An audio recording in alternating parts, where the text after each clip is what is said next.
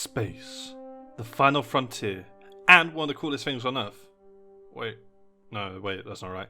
There's not a lot we actually know about space, other than the fact that the moon's made of cheese and billionaires like to take summer holidays there. See, I've always loved space. When I was younger, I'd sleep in my garden and watch the stars, wishing I could explore it freely and be a space pirate or, something badass like that.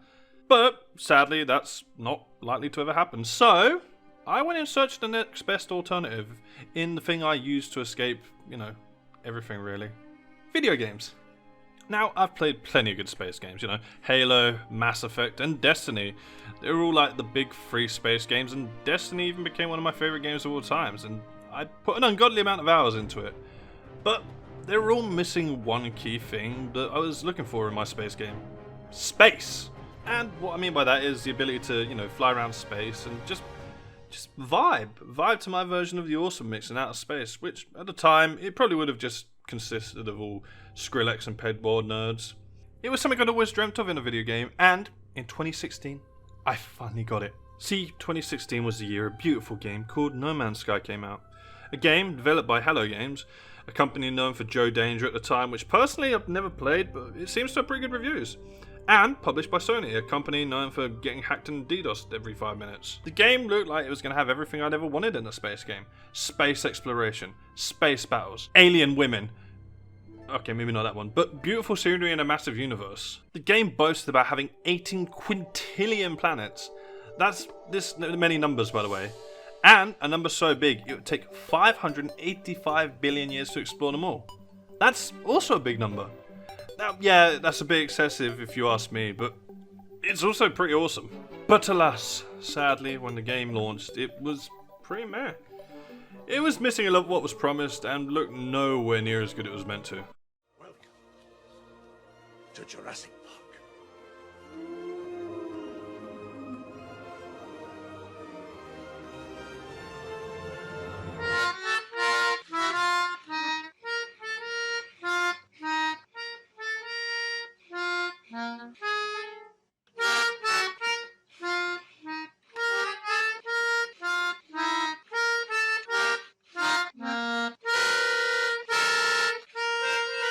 One of the biggest things that was missing from launch was multiplayer, which had been promised. But, if you're anything like me and have no friends, then you wouldn't have been upset about it, to be fair. But there were plenty of people that were, leading to a lot of people either taking the game back, refunding it, or just straight up not buying it. I remember going to Game and seeing the bargain bin full of No Man's Sky cases. All of this earned No Man's Sky the darling title of No Man Buys, and making Sean Murray, director of Hello Games, look like a bit of a liar, to be fair. So, what did they do? Did they go the way of certain other games and completely give up on their game? Like, a certain other game I was really excited for? No, you go back to the pit where you belong. No. They started one of gaming's greatest redemption arcs, and we all love a good redemption arc. And, just like Goku, the game went even further beyond. Literally. But how do you have a redemption arc that satisfies the rage of a bunch of angry gamers? Well, it's pretty simple actually. You just, release 18 major updates over the course of 4 years. Pretty simple. Everyone can do it, right? The first of these updates was Foundation, which released a few months after the game came out, which added 2 new game modes to the game, base building, farming, and a few other quality of life updates. Now, this was about the time I got into the game because I pretty much only play on the mode that makes me an unkillable god of space. So I was pretty happy about this one. The next major update, and that's next as in that's the name of the update, finally added multiplayer just under a year after release. And that's when things really got good because exploring space with your friends is surprisingly quite fun. Now, I've sadly not got any footage of this because my internet sucks, but here's a crude sketch of what something like that might look like. Now, obviously I'm not going to go through all 18 updates, but on the 14th of August 2019, No Man's Sky rebranded itself as No Man's Sky Beyond. It was finally living up to its expectations. The worlds finally felt alive and colourful, space stations didn't feel like I was in space limbo, and I was finally able to feel like a space cowboy.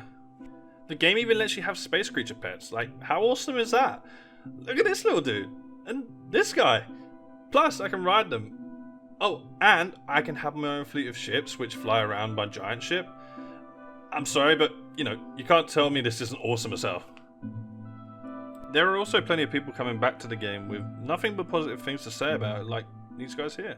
Okay, I was going to read what they had to say, but it turns out they had a lot to say. But if you pause to read some, you can see they're all pretty damn positive with what they have to say, and rightly so. See, nowadays, if I'm honest, it's rare that game developers actually make an effort to fix their games to the point where they can actually be considered redeemed. Most just throw some paint over it and pretend everything's okay until they inevitably give up.